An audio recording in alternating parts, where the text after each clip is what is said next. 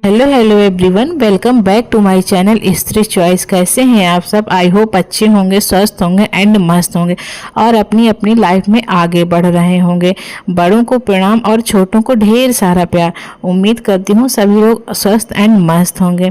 और मेरी मॉर्निंग हो गई थी सुबह की, मतलब 5 बजे मैं जग गई थी। तो इसके बाद मैंने फ्रेशअप वगैरह सब हो कर लिया था। इसके बाद फिर मैं आ गई थी मॉर्निंग में छत में। तो छत में थोड़ी देर में टहलती हूँ। तो यहाँ पर मतलब मॉर्निंग में बंदर वगैरह हमारे यहाँ बहुत रहते हैं, तो थोड़ा सा देखना पड़ता है कि हैं कि नहीं है, पर नहीं थे, दूर बैठे थे कहीं पर। तो फिर मैं यहाँ पर टहलने लगी थी। एंड जब मैं आई थी मॉर्निंग में तब काफ़ी अंधेरा था। थोड़ी देर तक मैंने एक्सरसाइज वगैरह की, और जो मुझसे एक्सरसाइज वगैरह बनती हैं तो मैं वॉकिंग करने के साथ साथ वो भी कर लेती हूँ। थोड़ा सा मॉर्निंग की एक्सरसाइज हो जाती है तो मन फ्रेश अप हो जाता है, एंड शरीर के लिए भी अच्छा होता है और मन के लिए भी अच्छा होता है। एंड तो वही सब मैं यहाँ पर एक्सरसाइज वगैरह करूँगी। और आज है नवरात्रि का पहला दिन, तो मेरा फास्ट भी रहेगा। तो इसके बाद मैं आ जाऊँगी। तो यहाँ पर मैं आ गई थी, तो जो क्लीनिंग वगैरह का काम है वो मैं सब कर लूँगी। तो झाड़ू मैंने लगा लिया था, अब यहाँ पर मैं पोछा लगा लूँगी। तो झाड़ू थोड़ा बहुत ऐसे ही लगाना था तो लगा लिया था, ज़्यादा गंदा नहीं था क्योंकि मैंने कल साफ़ सफाई कर ली थी। तो पोछा ही केवल लगाया था, तो वो पोछा वगैरह मैं यहाँ पर लगा लूँगी एक एक करके, जो भी जैसा होगा। एंड जो भी मेरी क्लीनिंग वगैरह का काम होता है वो मॉर्निंग में मैं सारी क्लीनिंग वगैरह कर लूँगी। और कपड़े वगैरह नहीं धो लूँगी, नहीं अगर फिर मैं कपड़े वगैरह धोने लगती हूँ तो फिर मतलब मेरे हस्बैंड को नाश्ते के लिए लेट हो जाता है। तो यहाँ पर मैंने सारी जगह पोछा लगा लिया था, पोछा ही बस लगाना था। और इसके बाद जहाँ साफ़ सफाई हो जाएगी फिर मैं इसके बाद नहा लूँगी। तो नहाने के बाद भी मुझे पूजा वगैरह करना होता है सबसे पहले, फिर इसके बाद नाश्ता वगैरह बनाना होता है। तो बाहर मंदिर है तो पहले मुझे वहाँ की पूजा करना पड़ता है, फिर अंदर की पूजा करना होता है। इस वजह से फिर मैं इतना ही करूँगी।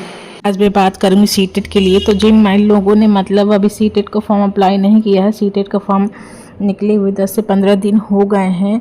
एंड अभी जिन लोगों ने अप्लाई नहीं किया है तो वो लोग प्लीज़ अपना मतलब जिनको फिलअप करना है तो वो अभी ही फिलअप कर दें। तो जो एक मतलब मानसिक है तो वो टेंशन होगी कि अभी हमें फॉर्म फिल करना है, तो वो दूर हो जाएगी और अपनी मतलब पढ़ाई के ऊपर फोकस हो पाएंगे। एंड मतलब मैंने ऐसी कोई नहीं बनाई थी स्ट्रेटजी की मतलब मैं आप लोगों को बता पाऊँ, बट मैं मतलब मेन चीज़ ये होता है ना कि हम अपना मतलब टाइम मैनेजमेंट नहीं कर पाते हैं, एंड मतलब प्रॉपर तरीके से अपनी कंटिन्यूटी नहीं मेंटेन कर पाते हैं, जिस वजह से हमारा एग्ज़ाम नहीं क्लियर हो पाता। हम एक दिन पढ़ते हैं, 2 दिन पढ़ते हैं, बट फिर इस तरह से धीरे धीरे नहीं पढ़ पाते हैं। तो जिन लोगों ने फॉर्म फिलअप कर दिया है वो अभी से अपना स्टार्ट कर दें, कंटिन्यूटी मेंटेन करें और अभी से पढ़ना स्टार्ट कर दें, ताकि रेगुलर पढ़ें। और अगर ज़्यादा नहीं पढ़ सकते 1 घंटे ही पढ़ें, पर रेगुलर कंटिन्यूटी के अनुसार पढ़ें। नहीं तो मतलब फिर बाद में इतना ज़्यादा हो जाता है कि फिर हमें दिक्कत होने लगती है। एंड मैं बता दूं तो सीटेट के लिए मैं स्पेशली महिलाओं के लिए बता दूं तो महिलाओं को ज़्यादा प्रॉब्लम होती है। जो हाउस वाइफ है तो उनको घर भी संभालना होता है, एंड उसके घर के संभालते हुए भी उनको मतलब अपनी पढ़ाई को मेंटेन करना पड़ता है। इस वजह से मैं उनके लिए ज़रूर ये बता रही हूँ कि अगर उनने फॉर्म फिलअप कर दिया है तो वो अभी से अपना पढ़ना स्टार्ट कर दे, क्योंकि इस बार टाइम भी थोड़ा कम है। पहले तो 1 दिसंबर को होना था, बट वो 15 दिन बढ़ गया है, तो 15 दिसंबर को होगा। तो अभी से पढ़ना स्टार्ट कर दीजिए। एंड भले ही 1 घंटे पढ़िए पर डेली पढ़िए। मैं आपको बता दूं कि मैंने कहाँ कहाँ से पढ़ा था और कौन कौन से सोर्सेज फॉलो करे थे।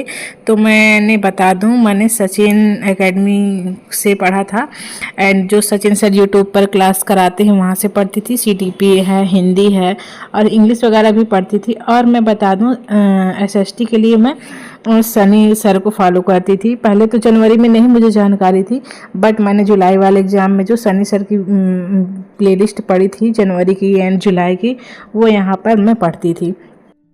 एंड ये भी बता दूं कि जो लोग 1-2 बार से फॉर्म भर रहे हैं, एग्ज़ाम दे रहे हैं और उनका अगर क्लियर नहीं हो पा रहा है और अगर वो यूट्यूब के अकॉर्डिंग नहीं पढ़ पा रहे हैं, तो वो कहीं से भी जहाँ से भी उनको समझ में आता है तो वो बैच परचेज़ कर लीजिए। एंड वैसे तो यूट्यूब से भी पढ़ा जा सकता है बट अगर नहीं मतलब समझ में आ रहा है या कंटेंट नहीं कलेक्ट कर पा रहे हैं, तो फिर मतलब कोई सा भी मतलब कहीं से भी जहाँ से मतलब आपको संतुष्टि मिले वहाँ से भी आप बैच परचेज़ कर सकते हैं और वहाँ से पढ़ सकते हैं। एंड कंटिन्यूटी के साथ पढ़िए और डेली पढ़िए। स्पेशली हाउस वाइफ को बता दूं कि वो डेली पढ़िए, जो भी जैसे जहाँ से टाइम मतलब आप निकाल पाती हैं, जो भी चीज़ें आपसे हो पाती हैं तो पढ़िए, क्योंकि इस बार टाइम भी कम है तो फिर बाद में बहुत ज़्यादा हो जाता है, फिर हमें मन में बड़ी टेंशन होने लगती है कि मतलब क्या करें कैसे करें। अगर जिन लोगों का नहीं हो पा रहा है तो वो कहीं से भी बैच परचेज कर सकती हैं। तो आप YouTube पर सर्च करेंगे SST बाई सनी सर, तो वहाँ पर उनकी प्लेलिस्ट पूरी मिल जाएगी, तो वहाँ से आप मतलब अपना SST का पोर्शन कंप्लीट कर सकते हैं। और हिंदी के लिए बता दूँ तो वहाँ पर भी मैंने सचिन सर को फॉलो किया था। एंड इंग्लिश की मतलब जो वहाँ पर निधि मैम पढ़ाती हैं तो उनके भी मैंने कुछ वीडियोज़ देखे थे। बाकी मैंने हिमांशी मैम को भी फॉलो किया था इंग्लिश के लिए, क्योंकि मेरा फर्स्ट लैंग्वेज हिंदी था एंड सेकेंड लैंग्वेज इंग्लिश था। इसके अलावा जो भी चीज़ें मुझे मिल जाती थी मतलब थोड़ा बहुत, तो वो मैं कंटेंट पढ़ लेती थी। और रेगुलर कंटिन्यूटी के साथ जो सर क्लास लेते थे 8 बजे सचिन सर, तो वो मैं रेगुलर कंटिन्यू पढ़ती थी। बाद में पढ़ती थी, जब मुझे टाइम मिलता था तब मैं पढ़ती थी, पर पढ़ती ज़रूर थी। और रेगुलर मैंने मतलब काफ़ी टाइम निकाल के पढ़ा है, क्योंकि मुझे भी घर को संभालते हुए भी पढ़ना होता था, टाइम नहीं निकल पाता था, पर मैं पढ़ती थी। और आप अगर इतना अभी से अच्छे से कर लेते हैं ना, तो आपका इतने में ही सीटेड क्लियर हो जाएगा और आपको कहीं से कुछ भी पढ़ने की ज़रूरत नहीं पड़ेगी और आप अच्छे नंबरों से ही मतलब सीटेड क्लियर कर पाएंगे। और एक बात ये बता दूं कि अगर आपको सीटेड का एग्ज़ाम देना है तो केवल सीटेड बस का सोच के मत पढ़िएगा, उसके आगे की भी तैयारी मतलब तैयारी के हिसाब से पढ़िएगा, ताकि आपको बाद में भी उसका लाभ मिल सके। और जो लोग साल या 6 महीने का टाइम है जिनके पास, वो लोग दे सकते हैं, तो अगर वो सेपरेट रह सकते हैं, सेपरेट टाइम दे सकते हैं, तो उस अकॉर्डिंग पढ़ें। और नहीं तो जो लोग घर में पढ़ रहे हैं तो घर के ही अकॉर्डिंग पढ़ें। पर मैं बता दूं कि काम वगैरह से इतनी थकान नहीं होती जितना मतलब मानसिक थकान हो जाती है। तो फैमिली सपोर्टिव होनी चाहिए तो ठीक है, अगर नहीं होती तो फिर दिक्कत होती है। और बस मैं इतनी ही आज बात बताऊंगी। और यहाँ पर मैंने अपने सारे काम कर लिए थे, जो भी मॉर्निंग से पूजा वगैरह थी। इसके बाद जो भी जितने दोपहर के बाद के मेरे सारे काम थे वो सारे मेरे यहाँ पर निपट चुके थे। तो वही खाना पीना यहाँ पर हो गया था, तो जो भी क्लीनिंग का काम होता है, झाड़ू पोछा, वो मैं कर रही थी मतलब खाना खाने के बाद। इसके आज दिन था नवरात्रि का, तो मैंने पूजा वगैरह सब कर लिया था सुबह की। इसके बाद फिर जो भी खाना वगैरह था तो हस्बैंड को बना दिया था, तो वो अपना लंच ले गए थे। फिर इसके बाद मैंने बाद में दोपहर में खाना वगैरह बनाया था, तो वही खाना वगैरह सबको करा दिया था। और मेरा तो फास्ट था, तो मैंने भी अपना जो भी नाश्ता वगैरह करना था वो कर लिया था। एंड बाकी के सारे काम वगैरह यहाँ पर मैं निपटा लूँगी। इसके बाद फिर मैं मिलती हूँ।